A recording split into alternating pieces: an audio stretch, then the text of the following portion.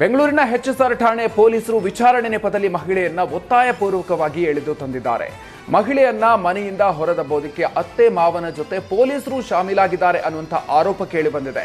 ಗೃಹಿಣಿಯನ್ನ ಮನೆಯಿಂದ ಹೊರದಬ್ಬಲು ಹೊರಗೆ ಕರೆತರ್ತಾ ಇದ್ದಂತೆ ಆಕೆಯ ಅತ್ತೆ ಮತ್ತು ಮಾವ ಮನೆಗೆ ಬೀಗ ಹಾಕೊಂಡು ಹೋಗಿದ್ದಾರೆ. ನಿನ್ನೆ ರಾತ್ರಿ 10 ಗಂಟೆಗೆ ಠಾಣೆಯಲ್ಲಿ ಅಕ್ರಮವಾಗಿ ಬಂಧಿಸಲಾಗಿತ್ತು. ಬಳಿಕ ಬಿಟ್ಟು ಕಳಿಸಲಾಗಿದ್ದು ಮನೆಗೆ ಬೀಗ ಹಾಕಲಾಗಿದೆ. ನೊಂದ ಗೃಹಿಣಿ ಎಚ್ಎಸ್ಆರ್ ಪೊಲೀಸ್ ಠಾಣೆಯ ಮುಂದೆ ಪ್ರತಿಭಟನೆಯನ್ನ ನಡೆಸಿದ್ದಾರೆ.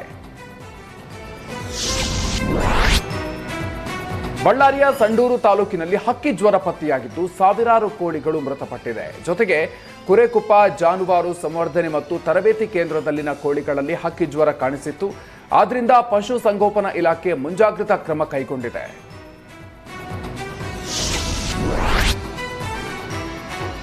ಆಂಧ್ರ ಮತ್ತು ತೆಲಂಗಾಣ ಗಡಿ ಪ್ರದೇಶಕ್ಕೆ ಹತ್ತಿರ ಇರುವ ರಾಯಚೂರಿನಲ್ಲಿ ಹಕ್ಕಿ ಜ್ವರ ಭೀತಿ ಶುರುವಾಗಿದೆ. ಹಕ್ಕಿ ಜ್ವರ ಬಾರದಂತೆ ತಡೆಯಲು ಕೋಳಿ ಫಾರ್ಮ್ ಮಾಲೀಕರು ಫುಲ್ ಅಲರ್ಟ್ ಆಗಿದ್ದಾರೆ.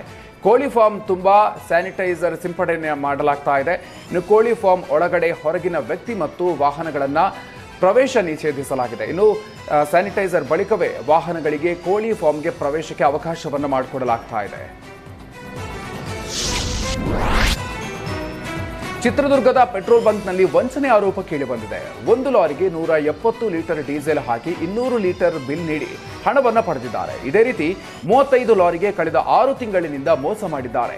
ಮಲ್ಲಿಕಾರ್ಜುನ್ ಅನ್ನೋರಿಗೆ ಸೇರಿದ ಕರ್ನಾಟಕ ಬಂಕ್ ವಿರುದ್ಧ ನಗರಸಭೆ ಸದಸ್ಯ ಮೊಹಮ್ಮದ್ ಜಲಾದೀನ್ ಆರೋಪವನ್ನು ಮಾಡಿದ್ದಾರೆ. ಬಂಕ್ ಮಾಲೀಕ, ವ್ಯವಸ್ಥಾಪಕ, ಡೀಸೆಲ್ ವಿತರಕ ಮತ್ತು ಲಾರಿ ಚಾಲಕ ಶಾಮೀಲಾಗಿ ವಂಚನೆಯನ್ನ ಮಾಡಿದ್ದಾರೆ ಅಂತ ಮೊಹಮ್ಮದ್ ಆರೋಪ ಮಾಡಿದ್ದಾರೆ.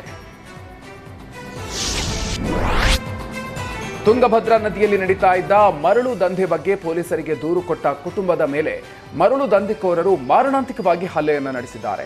ಗದಗದ ಮುಂಡರಗಿ ತಾಲೂಕಿನ ಶೀರನಹಳ್ಳಿ ಗ್ರಾಮದ ಕೋಟೆಪ್ಪ ಮಲ್ಲಾಪುರ ಅನ್ನೋರಿಗೆ ಹಲ್ಲೆಯನ್ನು ನಡೆಸಿದ ದಂಧೆಕೋರ ಗೊಡದಯ್ಯ ಮಜ್ಜಗೆ ಹಾಗೂ ಗ್ಯಾಂಗ್ ಎಸ್ಕೇಪ್ ಆಗಿದೆ. ಕೋಟೆಪ್ಪ ಅಜ್ಜನ ಮಕ್ಕಳಿಗೆ ಹಲ್ಲೆಯನ್ನು ಮಾಡೋದಕ್ಕೆ 10ಕ್ಕೂ ಹೆಚ್ಚು ಜನರ ತಂಡ ಮುಂದಾಗಿತ್ತು. ದಂಧೆಕೋರರ ವಿರುದ್ಧ ಕಠಿಣ ಕಾನೂನು ಕ್ರಮಕ್ಕೆ ಆಗ್ರಹಿಸಲಾಗಿದೆ.